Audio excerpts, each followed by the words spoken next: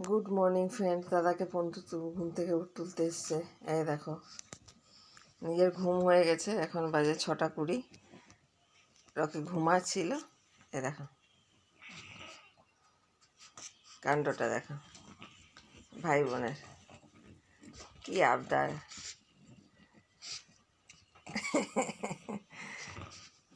খুব বন্ধুত্ব হয়েছে। রকিও ছোট বোনকে খুব ভালোবাসে, আর ছোট বোন দাদাকে খুব ভালোবাসে। এইবার খচে যাবে, অতিরিক্ত জ্বালাচ্ছে। ওই জন্য ঘুরে দেখছি যে কী করছে।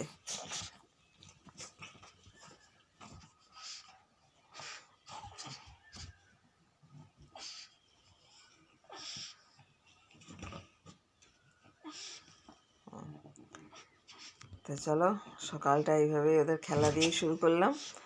এইবার করে নিয়েছে ওকে, অতিরিক্ত জ্বালানোর ফল। চলো টাটা, আবার আসছি। এইবার উঠে পালাবে, এই দেখো ওকে যেতে দেবে না। দেখছো, দেখো দেখো দেখো দেখো, ও যেতে দেবে না, জানে যে ও পালাবে, এইবার যেতে দেবে না। এই চলে গেল। চলো টাটা। বলে মেয়েরা মাছ খেতে ভালোবাসে, তো দেখো ধানি আমাদের মেয়ে, তো ও কিন্তু মাছ খেতে ভালোবাসে। তবে কি বাটা মাছটা খেতে পছন্দ করে না, কাটা মাছটা খেতে বেশি পছন্দ করে। সে মাছের যে কোনো পিস হোক না কেন, তবে ভাত মাখিয়ে দেওয়ার আগে কিছুটা পোর্শন ও কিন্তু এইভাবে খাবে। তো সেইটাই করে দিচ্ছিলাম। মাছটা হলুদ দিয়ে, নুন কখনো দিতে নেই ডগিদের নুন আর মিষ্টি ছাড়া হলুদ দিয়ে মাছটা সেদ্ধ করে দিয়েছি। সেদ্ধ করে এই যে ওর ভাতটা এই থালায় 1 কাপ মতো মাছ দিয়ে মাখিয়ে দেব।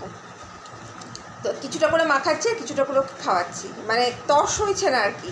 দেখো উঠে এসছে, ও এই চেয়ারটাতেই ও থাকে, মানে ও আর কোথাও থাকবে না। আমি কাজ করব, ও চেয়ারটায় বসে বসে দেখবে।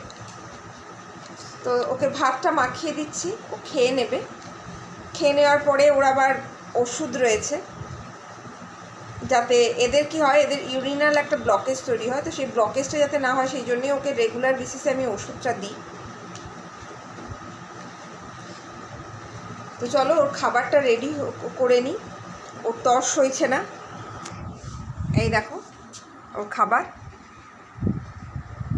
এই যে মাছ, ভাত আর মাছের ঝোলের, মাছটা যে জলে সেদ্ধ করেছি সেই ঝোলটা। চলো আমি ওকে খাইয়ে নিই।